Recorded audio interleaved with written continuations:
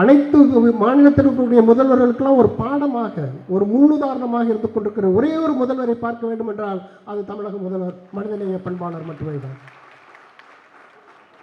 ஒரு பரிணாமத்தை பார்க்கிறேன் ஐயா, ஒரு பரிணாமத்தை நான் பார்க்கிறேன். கவி பேரரசு அவர்களுக்கு முன்பாக இப்படி ஒரு வார்த்தையை நான் ஆரம்பிக்கிறேன்.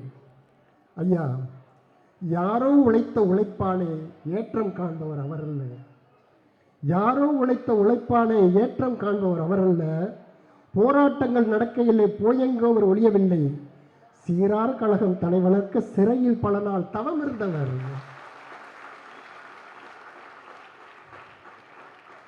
அகவை 15 மாணவர் மன்றம் அமைத்து, அகவை 15 மாணவர் மன்றம் அமைத்து, அகவை 25 கொடுஞ்சிறை கண்டு, அகவை 35 இளைஞரணிக்கு தலைமை ஏற்று, அகவை 36 சட்டப்பேரவையில் முதலடி எடுத்து வைத்து, அகவை 55 மாநகராட்சி தந்தையாகி, மேயர் நாங்கள் கலைஞர் கூப்பிட்டார். மேயருங்கிறது என்ன பேச்சு? மாநகராட்சி தந்தை என்று சொன்னார். அகவை 65 எதிர்க்கட்சி தலைவராகி, அகவை 68 முதல்வராகி பொறுத்திருந்தே பூமி ஆண்டு கொண்டிருக்கின்ற நமது தலைவர் ஒரு நல்லாட்சி தந்து கொண்டிருக்கிறார். டெல்லிக்கு அஞ்சு ஆள்பவர் அல்ல, டெல்லிக்கு அஞ்சு ஆள்பவர் அல்ல, தமிழ் சிறக்க தமிழ்நாடு சிறக்க ஆள்பவர் இவர். பெரியார் பள்ளி மாணவர், பேணி அண்ணா வழி நடப்பவர், வறியோர் வாழ திட்டம் பல வகுத்த கலைஞர் வழியில் திராவிட மாடல் அடைச்சி நடத்துபவர். கலைஞர் வழியில் திராவிட மாடல் ஒரு ஆட்சி என்பது இந்த 4 ஆண்டு காலத்தில் நாம் பெற்றிருக்கிற ஒரு பெருமை. ஒரு பராசக்தியை பற்றி சொன்னார்கள், அதில் ஒரு பாடல் வரும், பொருளே இல்லாருக்கு தொல்லையா பொது வாழ்வே இல்லையா என்ற ஒரு பாடல் வரும். கலைஞர் பராசக்தியிடம் பொருளே இல்லாருக்கு தொல்லையா பொது வாழ்வே இல்லையா என்று கேட்க தனையன் என்ன செய்கிறார் பார்த்தீர்களா? ஒரு தந்தையின் தாயின் பாசத்தோடு குழந்தைகளுக்கு காலை உணவு, ஒரு தனையனின் பாசத்தோடு பேருந்தில் தங்குகளை பயணிக்க வைத்தது, ஒரு தந்தையின் பாசத்தோடு மகளிருக்கு உரிமை தொகை வழங்கியவர்.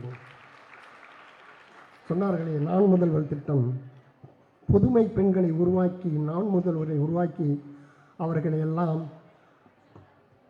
அப்பா என்று அழைக்க வைத்தவர்.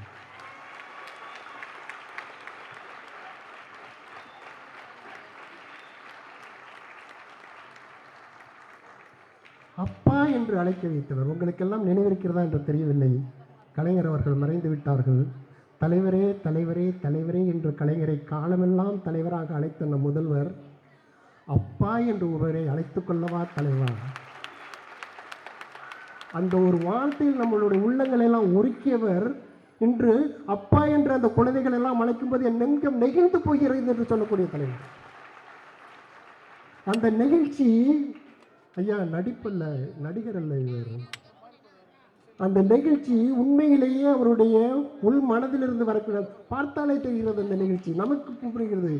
அவரை அப்பா அப்பா என்று அழைக்கும் போது உண்மையில் நாமே கூட அப்பா என்று அழைக்கலாமா என்று எனக்கு கூட தோன்றுகிறது ஐயா.